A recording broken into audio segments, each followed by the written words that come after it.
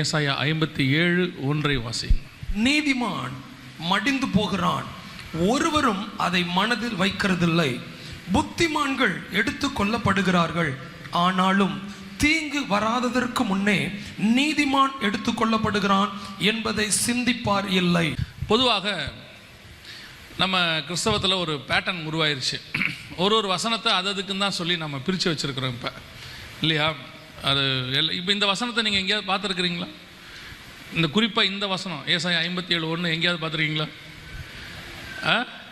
ஒரு இடத்துல தான் பார்த்துருப்பீங்க. எங்கே பார்த்துருப்பீங்க? கல்லறையில் பார்ப்பீங்க, இல்லைன்னா எங்கேயாவது பரிசுத்தவான்கள் மடித்து போயிட்டாங்கன்னா அதுக்கு மேலே அந்த வசனம் போட்டிருப்பாங்க, தீங்கு வராததற்கு முன்னே நீதிமான் எடுத்துக்கொள்ளப்படுகிறான். நான் அதுக்கு 2 காரணம் நினைப்பேன். ஒன்று, அவருக்கு தீங்கு வராதுக்கு முன்னே கர்த்தர் அவரை எடுத்துக்கொண்டார்.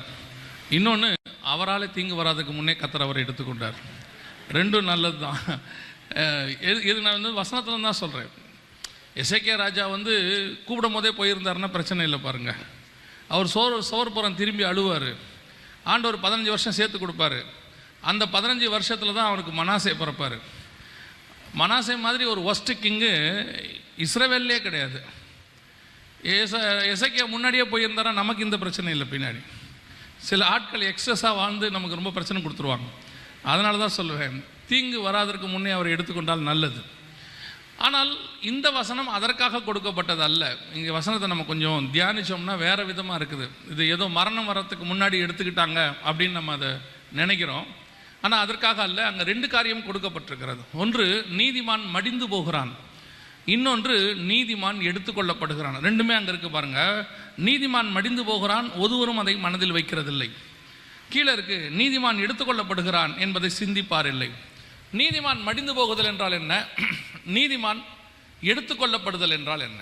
2 டிஃபரன்ஸ் இருக்குது. ரெண்டுமே அங்கே தான் இருக்குது. மடிந்து போகிறதுக்கும் எடுத்துக்கொள்ளப்படுகிறதுக்கும் வித்தியாசம் இருக்குது. ஆனால் 2 பேருமே நீதிமான் தான். 2 பேரும் நீதிமான் தான். இதில் பாவினே இல்லை. மடிந்து போகிறவனும் நீதிமான், எடுத்துக்கொள்ளப்படுகிறவனும் நீதிமான். அப்போ இந்த வசனம் எதை பற்றி பேசுது, எதை நமக்கு சொல்லுது அப்படின்னு கேட்டிங்கன்னு சொன்னால், ஒரு காலகட்டம் வரைக்கும் நீதிமான்கள் மடிந்து போனார்கள். எப்போ மடிந்து போனாங்க அப்படின்னு கேட்டிங்கன்னா, இயேசு கிறிஸ்து வருகிற வரைக்கும் பழைய ஏற்பாட்டு பரிசுத்தவான்கள் நீதிமான்கள் இருக்காங்க. அதில் லோத்து நீதிமானாக இருந்தான், நீதிமானாகிய லோத்து. அப்புறம் யோபு பற்றி சொல்லப்பட்டிருக்குது, உத்தமனும் சன்மார்க்கனும் நீதிமானும் ஒருவனும் அவனை போல் இல்லையே. நோவா பற்றி இருக்குது, அவன் நீதிமானும் தேவனோடு கூட சஞ்சரிக்கிறவனுமாக இருந்தான். அப்போ அந்த நீதிமான்கள் இருந்தாங்க.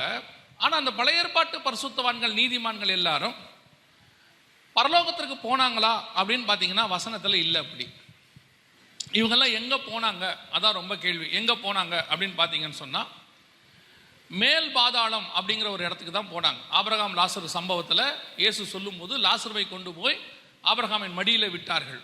தாழ்ந்த பாதாளத்தில் ஐஸ்வர்யவான் இருக்கிறான், மேல் பாதாளத்தில் ஆபிரகாம் இருக்கிறார். 2 பேரும் பேசுகிறாங்க, ஒருத்தருக்கு ஒருத்தர் பேசுகிறாங்கன்னு சொல்கிறார். அப்போ இவர்கள் எல்லாருமே பழைய ஏற்பாட்டு பரிசுத்தவான்கள் எல்லாருமே எங்கே போனாங்க அப்படின்னு கொஞ்சம் வசனத்தை நல்லா கவனிச்சு பாருங்க. யாக்கோபு சொல்கிறாரு, என் நரைமயிரை துக்கத்தோடு கூட பாதாளத்தில் இறங்க பண்ணுகிறீர்கள். சங்கீதக்காரன் சொல்கிறான், நான் பாதாளத்தில் போய் என் படுக்கையை போட்டாலும் அப்படிங்கிறார். அப்போது இவங்க எல்லாருமே டிஃபால்ட்டாக ஒரு விஷயத்தை இப்போ நம்மெல்லாம் பாருங்கள், சொல்லும் போதே என்ன சொல்கிறோம், நம்ம எப்படியாவது பரலோகத்துக்கு போனால் போதும், செத்தா பரலோகத்துக்கு போவேன், இன்னைக்கு கண்ணை முன்னா நாளைக்கு ஆண்டவரை பார்ப்பேன், இப்படி சொல்கிறோம். ஆனால் பழைய ஏற்பாட்டில் பரிசுத்தவான்கள் யாரும் அந்த மாதிரி சொல்லவே இல்லை. நான் பரலோகத்துக்கு போவேன், நான் வந்து பரதீசியில் இருப்பேன், நான் தேவனோட உள்ளாவேன், அப்படி சொல்லவே இல்லை. அவங்க சொல்கிறதெல்லாம் பாருங்கள், நான் பாதாளத்துக்கு போவேன், பாதாளத்தில் போய் படுக்கை போடுவேன். ஏன்னா இயேசு கிறிஸ்து வருகிற வரைக்கும் இந்த பழைய ஏற்பாட்டு பரிசுத்தவான்களுக்கு வாக்குத்தத்தம் பண்ணப்பட்டது கொடுக்கப்படவில்லை. எபிரேயருக்கு எழுதின நிருபம் 11ஆம் அதிகாரத்தில் 39வது வசனத்தை வாசிங்க பார்ப்போம். எபிரேயர் 11:39. இவர்கள் எல்லாரும் விசுவாசத்தினாலே நற்சாட்சி பெற்றிருந்தும் வாக்குத்தத்தம் பண்ணப்பட்டதை அடையாமல் போனார்கள் இருக்கு. இவர்கள் எல்லாரும், அந்த இவர்கள் எல்லாரும் யாரு அப்படின்னு பார்த்தா, எபிரேயர் 11:3 32வது வசனம் வரைக்கும் வாசித்து பாருங்க. எல்லாமே பழைய ஏற்பாட்டு பரிசுத்தவான்கள். ஆபேல் ஆரம்பிக்கும், அப்படியே அடுத்து ஏனோக்கு, நோவா எல்லாம் வருவாங்க.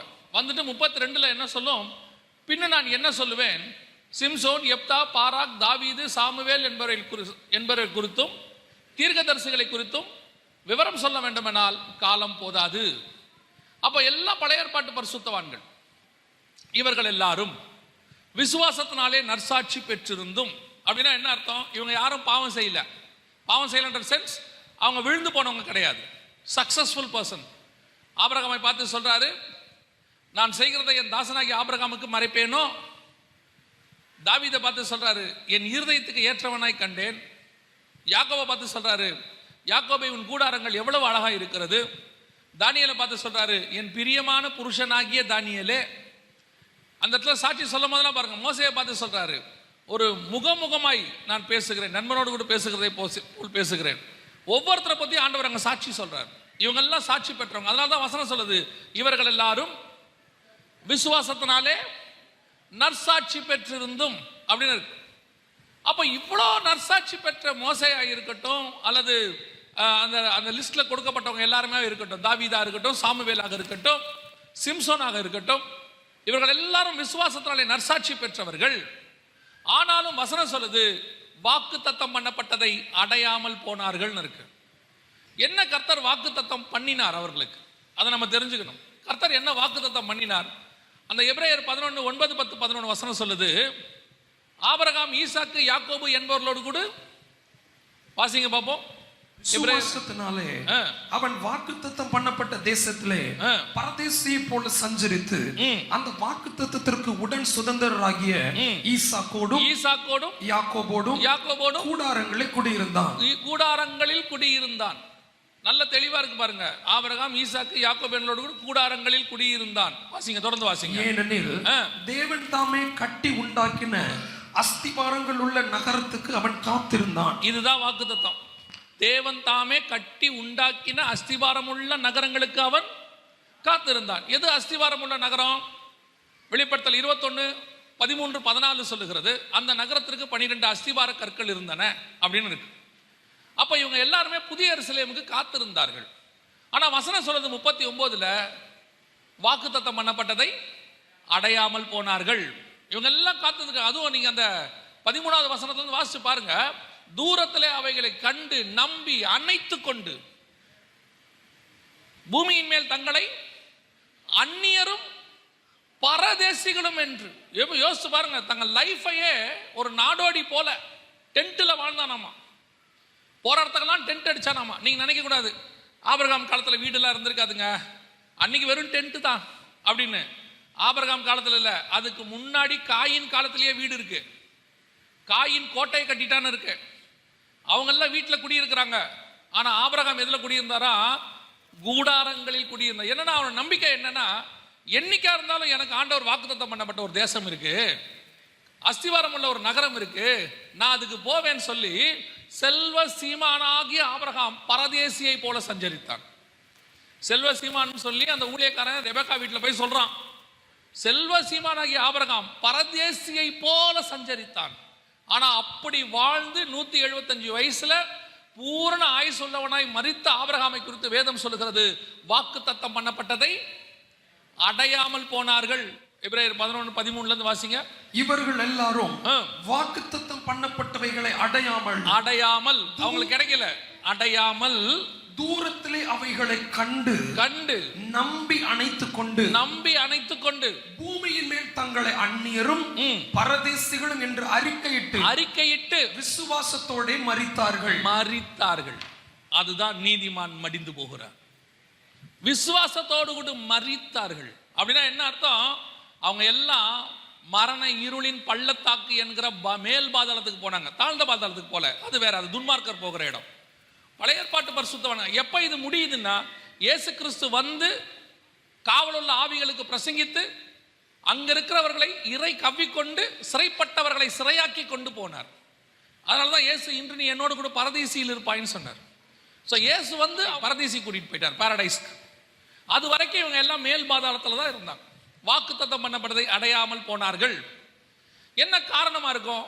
பாவம் செஞ்சாங்களா? இல்ல, விசுவாசத்தினாலே நற்சாட்சி பெற்றவர்கள். இவங்க எல்லாம் சாதாரண ஆளா? அப்படி இல்லை, நீதிமான்கள். வசனம் சொல்லுது, பழைய ஏற்பாட்டு பரிசுத்தவான்களுக்கு இல்லாத ஒரு விசேஷம் உங்களுக்கும் எனக்கும் கர்த்தர் நியமிச்சு வச்சிருக்கிறாராமா. அல்லேலூயா. அந்த 39ல என்ன வாசிச்சோம்? இவர்கள் எல்லாரும் விசுவாசத்தினாலே நற்சாட்சி பெற்றும் வாக்குத்தத்தம் பண்ணப்பட்டதை அடையாமல் போனார்கள். 40 என்ன சொல்லுது? அவர்கள் நம்மை அல்லாமல் பூரணராகாதபடிக்கு தேவன் நமக்கென்று முன்பதாகவே ஒன்றை நியமித்து வைத்திருக்கிறார். யோசிச்சு பாருங்க, நீங்களும் நானும் இல்லாம பழைய ஏற்பாட்டு பரிசுத்தவான்கள் பூரணப்பட முடியாதான். அந்த வசனம் அப்படிதான் சொல்லுது. 40 திருப்பி வாசிங்க பாப்போம். அவர்கள் நம்மை அல்லாமல் பூரணராகாதபடிக்கு விசேஷித்த நன்மையானதொன்றை தேவன் நமக்கென்று முன்னதாக நியமித்திருந்தார். நாம இல்லாம அவங்க பூரணராக முடியாது. என்னங்க சொல்றீங்க? வசனம் அப்படித்தான் சொல்லுது. பழைய ஏற்பாட்டு பரிசுத்தவான்கள் ஆபிரகாமிலிருந்து ஆபேலிலிருந்து வசனம் சொல்லுது, இவர்கள் எல்லாரும் விசுவாசத்திலே சாட்சி பெற்றவர்கள், ஆனாலும் அவர்கள் நம்மை அல்லாமல் பூர்ணராகாதபடி விசேஷித்த நன்மையானது ஒன்றை வச்சிருக்கிறார். பரலோகத்துக்குள்ளே நுழையிறதுக்கு இவங்களால ஃபர்ஸ்ட் முடியாதாமா. இவங்க ஃபர்ஸ்ட் பரலோகத்துக்குள்ள என்ன செய்ய முடியாதா? நுழைய முடியாதாமா. ஒரு கற்பனைன்னு வச்சுக்கோங்க. இது நான் பண்ண கற்பனை, இது வெறும் கற்பனை தான். நீங்க போய் வெளியே போயிட்டு எம்டி ஜெகன் பரலோகத்துக்கு போனாருன்னு சொல்லிடாதீங்க. ஏன்னா இப்போ அது ஒரு ஃபேஷனாக இருக்கு. கீழே இருக்கிறத விட எல்லாரும் மேலே தான் இப்போ நிறைய போகிறான் ட்ராவல். அங்கே தான் டிராஃபிக் ஜாம் இப்போ. அதனால் நான் எம்டி ஜெகன் பரலோகத்துக்கு போனாருன்னா சொல்லிட போறியா? இது ஒரு கற்பனை. பரதீசில் உட்காந்துருக்கிறாரு ஆபிரகாம். ஈசாக்கு போய் கேட்குறாரு, ஏன்பா நீங்கள் 2000 வருஷம் ஆச்சு இங்கே நம்மெல்லாம் 2000 வருஷம் ஆச்சு, இன்னொரு 2000 வருஷம் எக்ஸ்ட்ரா வேற ஆயிடுச்சு, 4000 வருஷமா இங்கே உட்காந்துருக்கோம், எப்போதாப்பா இந்த பரலோகத்துக்குள்ளே போய் இந்த பிதாவாகிய தேவனையும் பரலோகத்தையும் நம்ம பார்க்கறது? முதல் 2000 வருஷம் பாதாளத்தில் இருந்தோம், ஏதோ கிருபையாக இப்போ பேரடைஸ்க்கு வந்துட்டோம், இங்கேருந்து எப்போதாப்பா அந்த பரலோகத்துக்கு போவோம்? ஆபிரகாம் சொல்லுவார், போகலாம் மகனே, கொஞ்சம் விஐபிஸ் வர வேண்டியிருக்கு. அவங்க வந்துட்டாங்கன்னா அவங்க தான் முன்னாடி போகணும், நம்ம பின்னாடி போகணும். அப்படியா? யாரப்பா சொல்கிறீங்க? தாவீது இங்கே தான் இருக்காரு, மோசே இங்கே தான் இருக்காரு, யோபு இங்கே தான் இருக்காரு, இவனுங்களை விட பெரிய விஐபி எங்கே இருக்காரு? யாருப்பா அப்படின்னு ஆபிரகாம் சொல்வார், இந்த தூத்துக்குடியில் மவுண்ட் சர்ச்சிலேருந்து கொஞ்சம் பேர் வர வேண்டியிருக்குடாப்பா. எல்லா வருகையில் வரும்போது அவர்கள் முன்பதாக பரலோகத்துக்குள்ளே பிரவேசிப்பார்கள், பின்பு அவர்களோடு கூட நாமும் சேர்ந்து பிரவேசிப்போம். கிருபையின் பிரமாணம் உள்ளே நுழைந்தால்தான் நியாய பிரமாணம் பின்னே உள்ளே வரும். மகா பரிசுத்த ஸ்தலத்துக்குள் நீங்களும் நானும் போனாதான் பின்னாடி இருக்கிற பலிபீடத்தில் இருக்கிறவர்கள் உள்ளே வர முடியும். விசேஷித்த நன்மையானதொன்றை கர்த்தர் உங்களுக்காகவும் எனக்காகவும் நியமித்து வைத்திருந்தார். எவ்வளவு பெரிய ஆசீர்வாதம் பாருங்க. அதுக்காக காத்திருக்கிறாங்களாமா அவங்க. வசனம் சொல்லுது, அவர்கள் நம்மை அல்லாமல் பூர்ணராகாதபடிக்கு. எவ்வளவு பெரிய ஆசீர்வாதம்! அப்பேற்பட்ட மகத்துவமான ஒரு அழைப்பை வச்சிருக்கிற நீங்களும் நானும் எப்படி இருக்கிறோம்? அதுதான் கேள்வி. ஒரு பக்கம் யோசிச்சு பாருங்க, ஒரு பக்கம் பரலோகத்தில் தேவன் வெயிட் பண்ணிட்டு இருக்கிறார் பிதாவின் வலது பார்சத்துல. வசனம் சொல்லுது, கர்த்தர் தாமே. இது கூட நம்ம எதுக்கு மாத்திட்டோம்னா மரணத்துக்கான வசனமா மாத்திட்டோம். 1 தெசலோனிக்கேயர் 4:16-17 கர்த்தர் தாமே ஆரவார சத்தத்தோடு. கர்த்தர் ஆரவார சத்தம் போட்டு பார்த்துருக்கீங்களா? ஆரவார சத்தம்னா என்னன்னு தெரியுமா உங்களுக்கு? ஆர்ப்பரிப்பு வேற, ஆரவாரம் வேற. ஆரவார சத்தம் பார்த்துருக்கீங்களா? இப்போ இந்த ஐபிஎல்லாம் நடக்குது, நடக்கும்போது கடைசி பால் 6 அடிக்கணும். ஒரே பால் தான் இருக்கு, 6 அடிக்கணும். போலிங் போறதுக்கு அந்த ஆள் ரெடியா நிற்கிறார், பேட்டு பிடிச்சிட்டு டோனி நிற்கிறார். இப்போ கிரவுண்ட் எப்படி இருக்கும்னு நினைக்கிறீங்க? கொஞ்சம் சவுண்டா சொல்லுங்க. Pin drop silent, pin drop silent. அத்தனை பேரும் நெகத்தை கடிச்சிட்டு டென்ஷனா பார்த்துக்கிட்டு இருப்பான். ஒரு குரூப் பவுலரை பார்க்கும், ஒரு குரூப் பேட்ஸ்மேனை பார்க்கும். அப்படியே எல்லாம் அமைதியா இருப்பான். அந்த பாலை போட்டு தோனி எடுத்து அடிச்சு அந்த கோடை அது தாண்டும் போது ஒரு சவுண்டு ஒன்று வரும் பாருங்க. டோட்டல் ஸ்டேடியமும் எழுந்திருச்சுன்னு தங்களுடைய முழு பலத்தோடு கூட கத்துவான். அந்த மொத்த அமைதியையும் அவன் உடைப்பான். அந்த இடத்துல அடக்கி வச்சிருந்த அவனுடைய சந்தோஷம் அத்தனையும் உடைச்சு கத்துவான். அதற்கு பேர் தான் ஆரவாரம். இப்ப வசனம் சொல்லுது, கர்த்தர் தாமே. கர்த்தர் எதுக்காக அந்த ஆரவாரம் போடுறார் தெரியுமா? 2000 வருஷமாய் பிதாவின் வலது பார்சத்துல நான் ஒரு கூட்டத்துக்காக காத்து கொண்டிருந்தேன், அந்த கூட்டம் புறப்பட்டு மேலே வருகிறது என்று சொல்லி கர்த்தர் ஆரவார சத்தமிடுகிறார். அந்த கூட்டம் தான் நீங்களும் நானும். நாம போகும்போது வசனம் சொல்லுது, கர்த்தர் ஆரவாரம் போறாராமா. 2000 வருஷமா இவனுங்களுக்காக தான் நான் காத்திருந்தேன். என்னால் மீட்கப்பட்டவர்கள், என் ரத்தத்தால் மீட்கப்பட்டவர்கள், உலகத்தை ஜெயித்தவர்கள், பரலோகத்திற்கு தகுதியானவர்கள் உள்ளே வந்து கொண்டிருக்கிறார்கள். அப்படி நீங்கள் நானும் வரும்போது இந்த பாரடைஸ்ல இருக்கிற பழைய ஏற்பாட்டு பரிசுத்தவான்லாம் பார்ப்பான், வந்துட்டாங்க, இவனுங்க நுழைஞ்சாங்கன்னா பின்னாடி நம்மளும் போயிடலாம். எத்தனை வருஷமா இந்த பயல்களுக்கு காத்திருக்கிறோம். இவன் ஒரு பக்கம் அவன் சொல்லிக்கிட்டு இருப்பான், பாதாளத்தில் இருக்கிற பிசாசு சொல்லும், போய் தொலைங்கடா, நீங்கள் வந்தாதான்டா 7 வருஷம் நாங்கள் உலகத்தை ஆட்சி செய்ய முடியும், நாம் இருக்கிற வரைக்கும் அவனுங்க இங்கே வர முடியாது. அப்போ நீங்களும் நானும் எவ்வளோ முக்கியமான கூட்டம் பாருங்க. நாம் இங்கே இருக்கிற வரைக்கும் பாதாளத்தின் ஆவி மேலே வந்து ஆட்சி பண்ண முடியாது. நாம் இங்கே இருக்கிற வரைக்கும் பாரடைஸில் இருக்கிறவனெல்லாம் அங்கே வர முடியாது. நாம் இங்கே இருக்கிற வரைக்கும் பிதாவின் வலது பார்சல் ஏசி எழுந்திரிச்சு சவுண்டு போட முடியாது. அப்போ இந்த ஒரு கூட்டம் எவ்வளோ ப்ரீஷியஸ் கூட்டம் பாருங்க. இது உங்களுக்கு தெரியுமா? பரலோகத்துக்கு தெரியும், பாரடைஸ்க்கு தெரியும், பாதாளத்துக்கு தெரியும் நம்ம எவ்வளவு முக்கியம்னு. நமக்கு தெரியுமா? நாம என்னைக்காவது யோசிச்சிருக்கோமா? நான் ஒன்று நினைச்சு பார்த்தேன், ஏன்னா எனக்கு வேலை இல்லை, எப்பயாவது சும்மா இதே நினைச்சுட்டே தான் இருப்பேன் நான். நீங்க நினைக்கூடாது, இருந்தாலும் என்ன இப்பயே நினைச்சுக்கிட்டே இருக்கிறானே அப்படின்னு. பரலோகத்தில் ஒரு பெரிய டேபிள் போட்டு, டேபிள் ஃபுல்லா விதவிதமா சுட சுட வேர்ல்டு பெஸ்ட், பரலோகத்தினுடைய பெஸ்ட் சாப்பாடெல்லாம் வச்சுட்டு பிதாவாகிய தேவனோட நிற்கும் போது தூதர்கள் கேட்டு, ஆண்டவரை ஆரம்பிக்கலாமா? இருப்பா, இதை சாப்பிட்றதுக்கு ஒரு குரூப் வருது, அவங்க வரணும், அவனுங்க வந்து தான் இதை சாப்பிடணும், அவனுங்களுக்காக தான் இது அப்படின்னு. யார் ஆண்டவரை? கீழே எட்டிப்பார், இந்த தூத்துக்குடியில் கொஞ்சம் பையன் இருக்கா பாரு, இவனை எட்டி பார்த்தா இந்த பையன் ஒரு டீ கடையில் சமோசாவுக்கு சண்டை போட்டுட்டு நிற்கிறான். என்ன இப்படி இருக்கு சமோசா, எனக்கு சூடா கொடுங்க. தூதன் என்ன நினைப்பான் நம்மள? ஆடப்பாவி, உனக்கு இவ்வளோத்தையும் வச்சுக்கிட்டு நாங்க மேல காத்திருந்தா சமோசாவுக்கு சண்டை போட்டுக்கிட்டு நிக்கிறியடா. உலகத்துக்காக கவலைப்பட்டு கொண்டிருக்கிற உன்னையும் என்னையும் பார்த்து பரலோகம் அப்படித்தான் நினைச்சு கொண்டிருக்குது.